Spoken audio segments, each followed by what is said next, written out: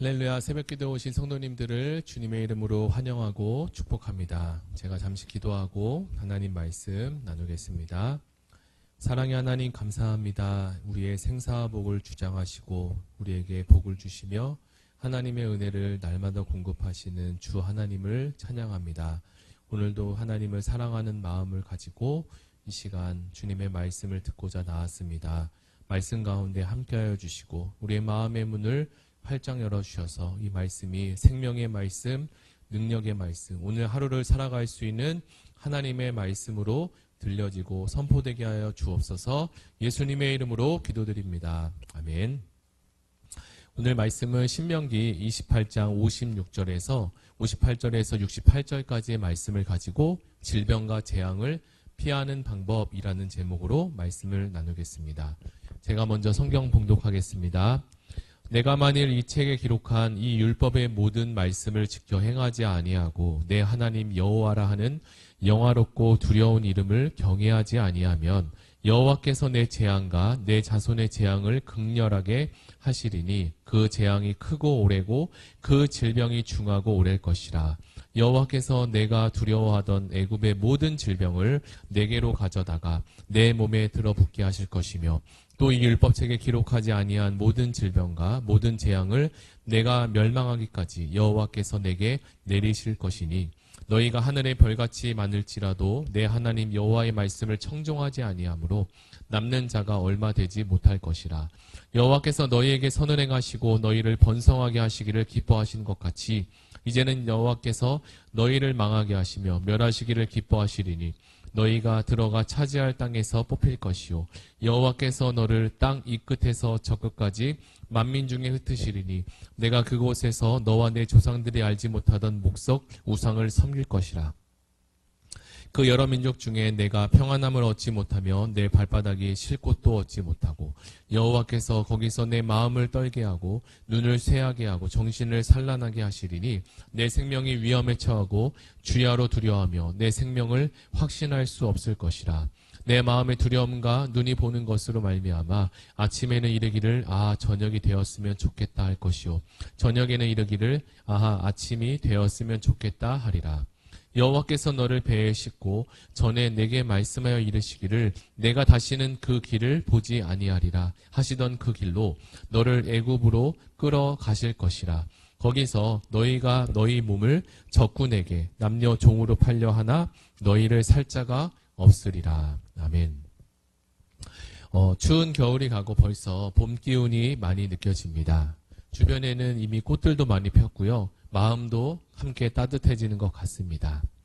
식물이 이렇게 자라기 위해서는 바람도 불어야 하고 또 햇빛도 쐬어 주어야 하고 물과 영양도 공급해 주어야 합니다. 그렇지 않으면 식물은 금방 시들고 꽃은 떨어지고 열매를 맺기 어렵게 됩니다. 이러한 원리는 식물만 그런 것이 아니라 신앙을 가진 성도, 그리스도인도 마찬가지입니다. 하나님의 자녀들도 식물에게 공급이 필요한 것처럼 위로부터 그리고 하나님께로부터 오는 공급이 있어야 우리가 축복된 삶을 살 수 있게 됩니다. 오늘 우리가 함께 읽은 이 신명기 28장의 말씀은요. 하나님의 백성들이 어떻게 하면 이 축복의 길로 갈 수 있는 거에 대한 것을 잘 기록하고 있습니다. 물론 오늘의 말씀은 굉장히 뭔가를 이렇게 저주를 내리고 멸망에 대한 이야기를 하는 것 같지만 하나님의 본뜻은 축복의 길을 알려주고 이 멸망의 길, 저주의 길을 가지 말라는 하나님의 깊은 마음을 가지고 있습니다. 만일 하나님의 백성들이 이 세상에서 하나님이 공급하시는 이 은혜를 받지 못한다면, 누리지 못한다면 이 삶은 행복하지 못하고 어려움에 처할 수밖에 없게 됩니다. 특별히 우리 인생은 내가 이렇게 또는 저렇게 잘하면 되겠지라는 그렇게 예상해 볼 수는 있지만 하나님의 도우심 없이는 잘 될 수 없다는 것을 우리는 잘 압니다. 이러한 진실은 구약의 이스라엘 백성들을 통해서 끊임없이 우리들에게 하나님이 알려주셨습니다. 출애굽기에서도 그랬고 사사기를 통해서 이 수많은 구약 성경을 통해서 하나님은 인간의 연약함을 드러내주시고 알려주셨는데요. 우리가 반복되는 실수를 하지 않도록 말씀하고 또 일러주십니다. 인간은 받은 은혜를 잘 기억하지 못하고 금방금방 잊어버립니다. 오늘 좋았다가 그리고 내일 지나면 기분이 좋지 않게 되는 것도 받은 은혜를 금방 잊기 때문입니다. 그래서 하나님은 이스라엘 백성들에게 이 만나라는 하늘의 양식을 매일매일 이렇게 주셨던 것 같습니다. 한 번에 한 달치를 주고 또는 몇 달치를 한 번에 주면 하나님도 신경 쓰지 않고 수고롭지도 않고 이스라엘 입장에서도 굉장히 편할 텐데요. 하나님은 그런 방법을 사용하지 않으셨습니다. 하나님은 출애굽하는 40년 동안 하나님께서 이스라엘 백성들을 매일매일 관찰하고 또 보살피고 매일매일 만나로서 훈련하고 그들을 알리셨습니다. 그렇게 본다면 이 축복의 원리는 매우 간단합니다. 하나님의 축복은 과연 어떤 것일까요? 그것은 바로 하나님을 붙들고 하나님의 말씀을 기억하며 살아가는 것입니다. 그런데 하나님의 말씀을 붙들고 사는 것이 과연 쉬울까요? 하나님의 말씀을 붙들고 사는 것이 왜 그렇게 우리에게 어렵게 그리고 힘들게 느껴질까요? 먼저는 이스라엘 백성처럼 우리는 편하고자 하는 이 좋은 길을 편한 길을 찾고 그렇게 되기를 원하는 것이 우리의 마음입니다. 그에 반해 하나님의 말씀을 지키는 것은 때로는 이해하기가 어려울 때도 있고요. 또 그 말씀이 부담되거나 또는 번거롭게 느껴질 때도 많이 있습니다. 두 번째 이유는요. 하나님의 말씀을 지키지 못하도록 방해하는 세력들이 있습니다. 그들은 악한 영이고 또 사단인데 우리가 신앙생활을 잘하지 못하도록 끊임없이 방해하고 방해합니다. 사단은요, 우리가 기도하는 것도 싫어해서 어떻게든 기도의 자리에 가지 못하도록 여러 이유와 사정들을 통해서 막습니다. 그리고 기도의 자리에 앉게 되면 그것으로 포기하는 것이 아니라 기도를 집중하지 못하게 만들 것이고 잡념만 가득하게 합니다. 결국 우리로 하여금 고민하게 해서 기도도 하지 못하게 만듭니다. 어떻게든지 기도를 하지 못하게 만드는 거죠. 이렇게 그리스도인들은 잡념에 사로잡혀서 수많은 생각을 하다가 기도를 마치고 그 자리에서 일어나면 오늘 내가 기도했다라고 생각할지 모르지만 실제는 기도하는 것이 아니라 사단의 계계에 넘어가 잡념만 생각하고 온 경우도 있습니다. 이와 같이 하나님의 말씀을 우리가 가벼이 생각하고 하나님을 잘 따르지 않는다면 이스라엘처럼 돌이킬 수 없는 멸망의 길이 우리 앞에 기다리고 있을 뿐입니다. 성도는요, 그리고 그리스도인은요, 하나님 없이 살 수 없는 존재임을 우리는 아예 기억을 해야 합니다. 그리고 그분을 의지하고 그리고 그분을 믿으면서 하나님 한 분만이 주인이시고 구원자가 되셔서 우리의 영혼과 인생을 책임져 주신다는 사실을 잊지 말아야 합니다. 이스라엘 백성들이 육신의 생각에 사로잡혀서 하나님을 버렸을 때 어떤 일이 생겼을까요? 오늘 우리가 함께 읽은 신명기 28장의 말씀에 하나님의 떠난 결과를 우리에게 말씀하고 계시지 않습니까? 너희가 하나님을 떠나면, 너희가 하나님 말씀을 떠나면 이러한 일들이 전개될 것이다 라고 하나님이 예고해 주셨어요.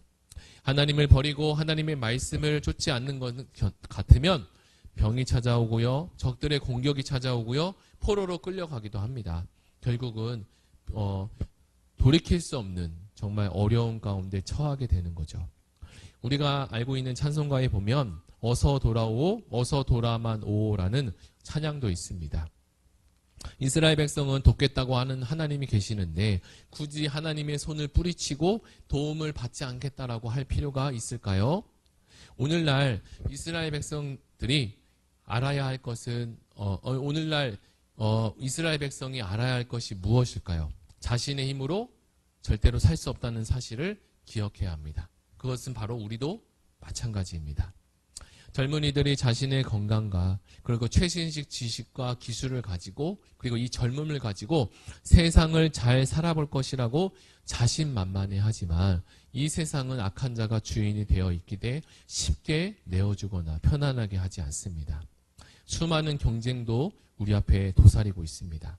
지금도 우리 주변에 신앙생활을 잘하다가 지금은 교회를 못 나오고 신앙을 잠시 멈춘 분도 우리는 보게 됩니다. 인간적인 생각에는 그 길이 편하고 잘되고 좋은 것 같지만 그 속에는 진정한 행복이 없을 거예요. 왜냐하면 어린 자녀들이 부모와 함께 있을 때 가장 행복하고 편안하고 안전한 것이 당연한 겁니다. 우리도 우리의 영적인 진정한 부모가 누굽니까? 바로 하나님이십니다. 우리도 하나님과 함께할 때 가장 평안하고 행복한 것을 아는 것이 바로 우리의 최고의 지혜인 줄 믿습니다. 신앙생활을 잘 못할 때 육신적으로 편하고 잘 되는 것이 한편으로는 그 영혼에게 독이 될 수가 있어요. 인간은 또 약삭하고 재치가 있는 것 같지만 신앙에 대해서는 그렇지 못할 때가 있습니다.